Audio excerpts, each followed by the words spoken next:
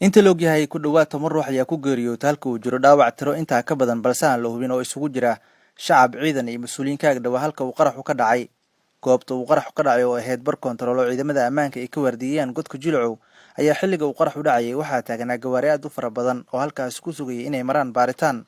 mas'uuliyiinta ku dhaawactay qaraxa waxaa kamid ah xildhibaan ka tirsan baarlamaanka Soomaaliya oo ay kamid tahay xildhibaan Marin Cariifa oo kamid ah xildhibaanada baarlamaanka Soomaaliya halka warar kale ay sheegeen inuu jiro dhaawac soo gaaray xildhibaan Nuur Shabeel balse aan la hubin dhaawaciisa inta uu leeyahay dadka kale ee qaraxa ku geeriyooday waxaa kamid ahaa gaashaan Lefay Cali Raage oo kamid ah saraakiisha ciidanka xoogga dalka Soomaaliya iyo saygeeda oo asna sargaal kala ahaa waxaa jira khasaare kale oo soo gaaray qoysas danyar ah oo degan ex wasaaradii hore ee caafimaadka sidoo kalena waxaa nawaaxiga halka uu qaraxu ka dhacay ku yaala goobo ganacsi oo iyana ku burburay qaraxa mid kamid ah goobjoogayaasha halka ka agdhawaa ayaa warbaahinta u sheegay inuu indhihiisa saaray meedka ilaa 6 ruux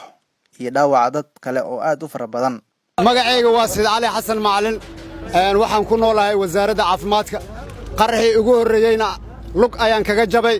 kii labaadna hadda gabar waa ku dhimatay guriyii way ku baaba'een meesha ayaan ku noolnahay guriyii eber waaye meed badan iyo dhaawac badanna banaankaaba laga aroorayba sida loo jeeday dadka u muuqatay alxamdulillaah rabbil caalamiin marka inta hadda aan la kulmay muhiimadda intaas waa dariska gabar ay khasaare u geystay ayaa gabar daris aan nahay gabar bay kaga dhimatay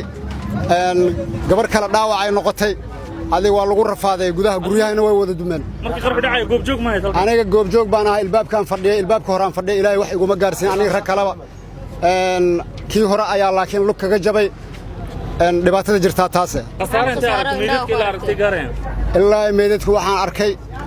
6 meed waa arkay oo meesha laga qaaday askari iyo shacab iskugu jira al-shabaab ayaa durba sheegtay mas'uuliyadda qaraxa lagu qaaday kontaroolka ciidamada agagaarka daalada taljirka Tahsoon ee magaalada caasimadda ee Muqdisho inta lagu gudo jiro bisha barakeysan ee Ramadaanka waxaa magaalada caasimadda ee Muqdisho ka dhacay dilal qorsheysan iyo waliba qaraxyo dhowr ah booliska Soomaaliya waxay sheegeen inay gacanta ku dhigeen rag qorsheynayay qaraxyo iyo dilal ka dhaca magaalada caasimadda ee Muqdisho Maxamed Qays Xasan Maxamed Hon Cable TV magaalada Muqdisho